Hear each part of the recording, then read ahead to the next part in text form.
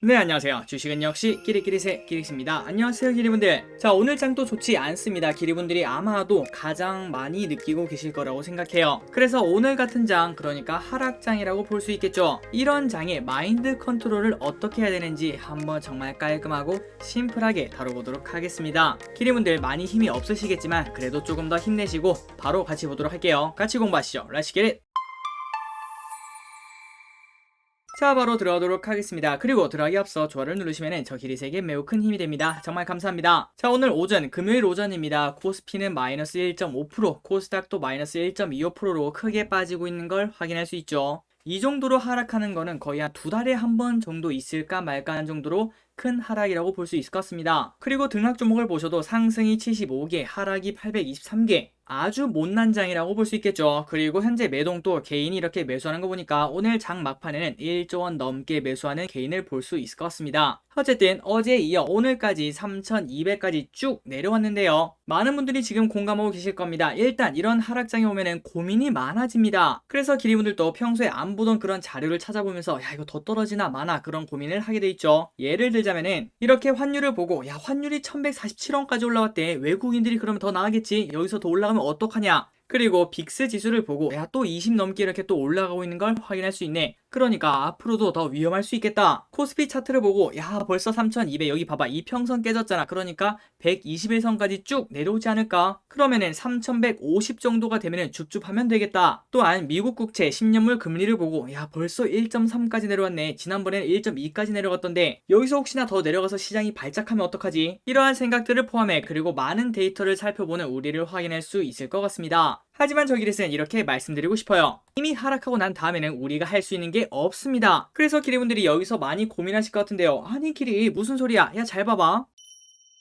지난번에, 그러니까 작년에 코로나 터졌을 때 있지. 그때 이때라도 매도했으면, 아니면 이때라도 매도했으면 엄청난 손실을 줄일 수 있지 않겠어? 그러니까 하락장이 오더라도 데이터를 살펴보고 앞으로 어떻게 될지 예측을 해봐야 되지 않을까? 그런데 저기릿은 결과론적 이야기라고 생각합니다. 그 이유는 증시는 강아지와 같기 때문에 그 강아지가 어디로 갈지 우리는 절대 예측 성공을 할 수 없기 때문이죠. 그러니까 지나고 난 다음에 봐봐, 여기서 매도했으면은, 그리고 여기서 매수하면은 엄청난 떼부자가 됐을 거야. 이렇게 말하는 건 소용이 없다는 거겠죠. 그러니까 오늘 증시가 3200까지 내려왔습니다. 그렇다면 기리분들, 다음 주에는 오를까요 내릴까요? 아무도 모르겠죠. 그렇기 때문에 저기릿은 많은 고민을 할 필요는 없다라고 생각합니다. 그리고 중요한 점은 이거겠죠. 이때 팔고 이때 사든 아니면 그냥 이때 사든 결국 언제 사든 상관이 없다는 겁니다. 지금 우리가 이 코스피 차트를 보자면은 언제 사든 상관이 없다는 걸 확인할 수 있습니다. 야, 이때가 아니 그때도 필요 없어. 이때라도 샀으면, 이런 생각을 충분히 할 수가 있겠죠. 그러니까 기분들, 이런 식으로 코스피 코스닥이 큰 폭으로 하락할 때 너무 큰 고민을 하지 마시기 바랍니다. 그냥 가만히 있으면은 다 회복을 하고 게다가 이렇게 쭉쭉 올라가는 것까지 누릴 수 있기 때문이죠. 그러니까 주식 투자는 정말 심플한 것 같은데요. 그러니까 그냥 사서 기다리면 되는 겁니다. 하지만 이런 와중에 돈을 잃는 사람들이 존재한다고 볼 수 있겠죠. 그런 사람들은 과연 누구일까? 바로 하락을 못 견디고 그냥 떠난 사람, 그리고 두 번째, 신용을 쓴 사람, 그러니까 비투를 했기 때문에 하락장에서 버틸 수가 없는 겁니다. 원금이 다 날라갔다고 볼 수 있겠죠. 그리고 마지막으로 이렇게 하락할 때 사람은 꼭 그 손실을 회복하려고 방어 기제가 작용하게 됩니다.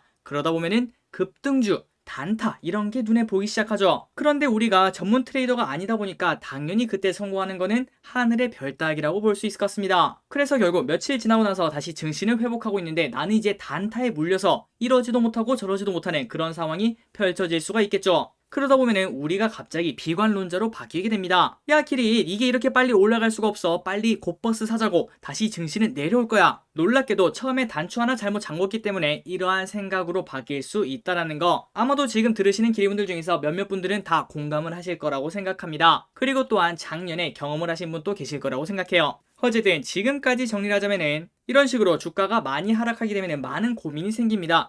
이거를 지금 팔아서 한 3일 뒤에 다시 사면은 야, 그만큼의 차익을 내가 얻을 수 있는 거 아니야? 이런 생각을 포함해서 정말 많은 생각 그리고 고민을 하게 되죠. 하지만 방금 전에도 말씀드렸다시피 우리는 그걸 맞출 수 있는 능력이 절대 없습니다. 그렇기 때문에 우리는 증시가 하락하더라도 그냥 버티고 있으면 다시 자연히 오른다까지 말씀드렸죠. 하지만 그 와중에 돈을 잃는 사람 누구라고요? 하락을 못 견디고 떠난 사람, 신용을 쓴 사람, 마지막으로 손실 회복하려고 단타를 한 사람, 이렇게 정리를 할 수 있을 것 같습니다. 그러니 기리분들 항상 이 말을 명심하시기 바래요. 오름이 있으면은 내림이 있고 내림이 있으면은 오름이 있다. 저 기릿은 하루에도 몇 번씩 이 말을 되뇌이면서 그냥 증시가 떨어지면은 아유 뭐 이러다 오르겠지, 증시가 오르면은 아유 또 이러다 내리겠지, 이런 식으로 대응을 하고 있습니다. 이렇게 생각하면은 조금 더 마음이 편해져요.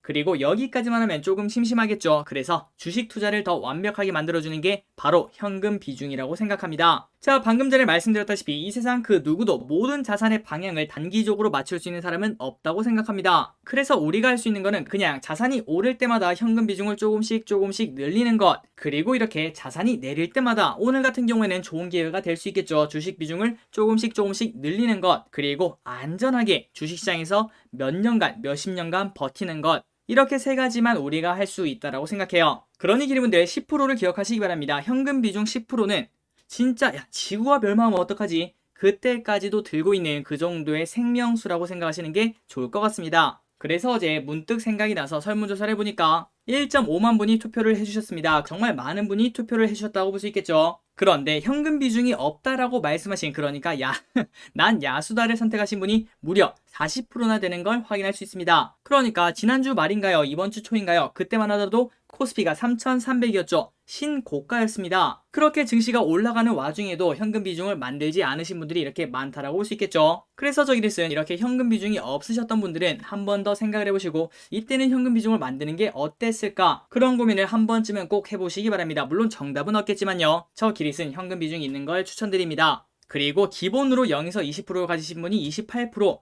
20에서 40%가 13%, 40에서 60%가 10%, 마지막으로 60에서 100%가 9%가 있다고 하네요. 그런데 여기서 이런 질문을 할 수 있다고 생각합니다. 아니 기리, 잠깐 생각해봐. 이렇게 강세장이었잖아 지난주까지. 그러면 그때 이 10%라도 투자를 해서 거기서 돈을 버는 게 더 좋지 않겠어? 지금 이렇게 주가가 떨어지는 거는 결국 결과론적 이야기잖아. 하지만 이 부분은 저 기릿이 감히 단언을 할 수 있을 것 같습니다. 현금 비중 10%는 그 10%를 투자해서 먹을 수 있는 수익률보다 더 큰 수익을 기리분들께 안겨줄 거라고 생각해요. 항상 모든 거는 좋은 게 있으면 나쁜 게 있다라고 생각합니다. 그러니까 주식이 오를 수도 있다는 거는 하락할 수도 있다라고 생각하는 게 맞겠죠. 그렇다면 언젠가는 찾아오는 그 하락장에서 현금 비중 10%는 증시가 떨어지는데도 웃고 있는 우리를 만들어줄 수 있는 비장의 무기라고 생각합니다. 아마도 기리분들이 지금 현재 같은 장에서 야 현금 비중 10%만 더 있었으면 좋겠다 이런 생각을 하실 거라고 생각해요. 그러니까 기리분들 하락장은 이게 끝이 아닙니다. 그러니까 이게 계속 이어진다는 게 아니라 또 언젠가는 주식이 오를 거고 또 언젠가는 주식이 빠질 거고 우리가 주식 투자를 할 때 최소한 100번 이상의 하락장을 본다고 볼 수 있겠죠. 그런데 그때마다 와 현금 비중 10%만 있으면 소원이 없겠다